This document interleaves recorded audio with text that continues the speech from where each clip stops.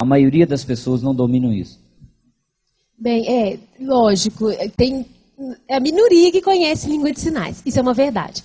Mas o que acontece? O surdo, a gente tem, infelizmente, um costume de tentar se expressar da melhor forma possível, né? Às vezes não utilizando a nossa língua, às vezes a gente tem que chamar um intérprete, sim, recorrer a ele, quase sempre, né? Tentar fazer uma leitura labial. O alfabeto básico não é língua de sinais, mas é um básico que pode nos ajudar. E claro que com muita calma a gente vai estar fazendo essa troca, assim. A gente ensina o sinal, as pessoas mostram. Na minha sala, por exemplo, a gente tem uma palavra, eles escrevem pra gente, a gente faz um sinal para eles irem acostumando com o sinal com a gente. Então, assim, é possível aprender língua de sinais, sim. E esse contato que tem conosco é possível, sim. Então, eu acredito que muita gente vai aprender com esse contato. Então, o que acontece? Às vezes, tem que ter a noção também da família, que a família tem que aprender a língua, tem que levar o filho a aprender a língua de sinais o mais cedo possível, para que ele se fortaleça e consiga aprender com mais facilidade. Então, o que acontece? Às vezes, tem muita influência da família de não levar a criança surda a aprender a língua de sinais primeiro. Mas porque nós aprendemos igual uma criança ouvinte, ou uma pessoa ouvinte, porque nós temos uma língua igual a pessoa ouvinte também tem. Então, nós aprendemos ao mesmo tempo. Na família acontece muito problema dessa questão de comunicação dentro de casa, então a gente infelizmente acostumou com esse tipo de barreira da comunicação. Então eu lembro da Ângela, professora lá da Escola Vida, quando eu era pequena ensinava a gente sinais, então assim, o alfabeto, claro, então assim, a gente é muito visual, então ela sempre teve muita didática em ensinar, mostrar alguma coisa, ensinar os sinais pra gente, então a gente vai acostumando, mas dentro de casa a gente não tinha tanto acesso à comunicação assim não. Por quê? Em pleno momento de inclusão, tem-se uma escola para surdos em Divinópolis? Se até a Constituição de 88 já garantia que todos estudassem na escola comum. E por que a Escola Vida defende, né, que os surdos devam permanecer ali até pelo menos o 9º ano, fechar o fundamental? Exatamente pelo que os 3 alunos surdos disseram aqui. A criança surda precisa aprender a sua primeira língua, que é Libras.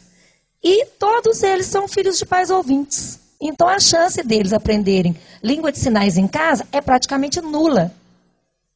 Então, onde esses alunos vão aprender Libras como primeira língua para ter suporte para aprender língua 2, língua portuguesa? Numa escola, por quê? Na escola nós teremos um grande número de surdos de diversas idades que darão, então, a oportunidade da aprendizagem dessa língua de forma natural. A gente vai para um rápido intervalo. Daqui a pouco a gente volta inserindo essa discussão no mercado de trabalho, né, como se dá essa relação, e ampliando um pouco mais também, aprofundando a questão da família, participação da família neste processo. É rapidinho, daqui a pouco a gente volta.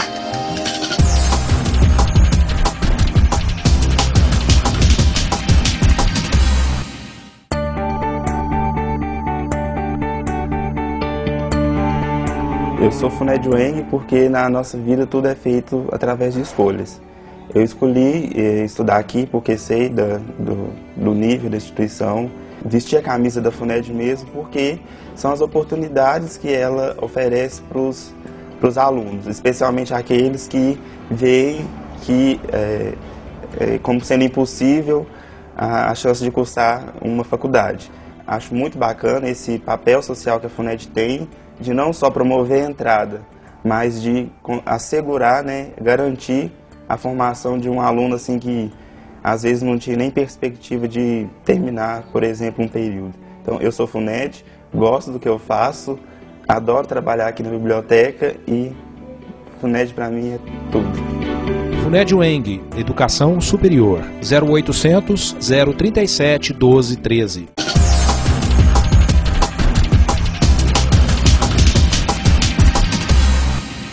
Estamos de volta na terceira parte do programa de hoje, discutindo a partir de um projeto que desenvolve, que aplica, faz uma pesquisa sobre softwares assistivos e para a educação inclusiva.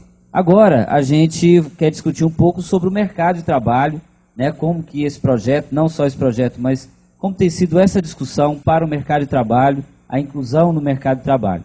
A Isabela queria, né, iniciar essa conversa com uma discussão. As pessoas com deficiência, não só elas, mas também as outras pessoas, elas, na maioria das vezes, não se sentem incentivadas para realizar diversas tarefas.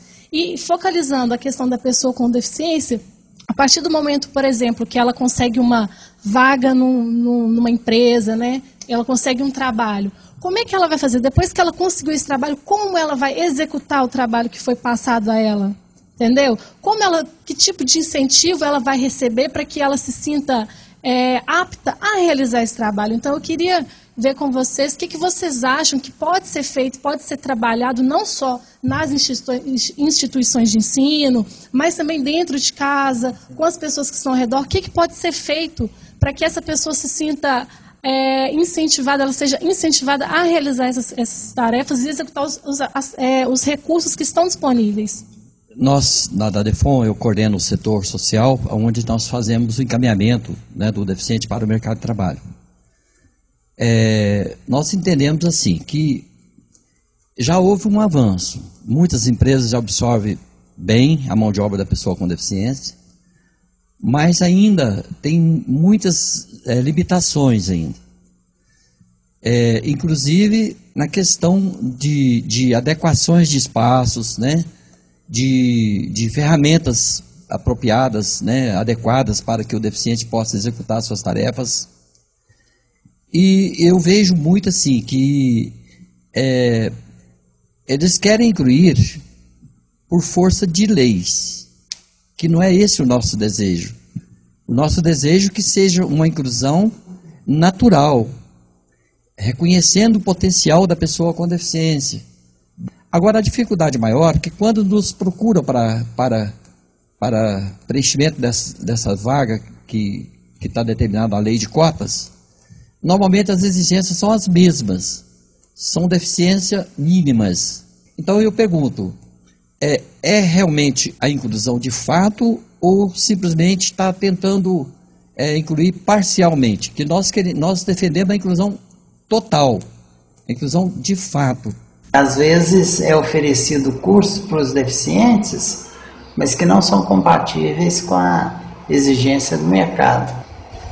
Tanto é que as empresas alegam que não há deficientes com a formação adequada para serem contratados. Então está faltando fazer esse ajuste aí entre a demanda do mercado e a formação que é oferecida. Eu acho que a maior dificuldade que nós temos é a preparação para o trabalho.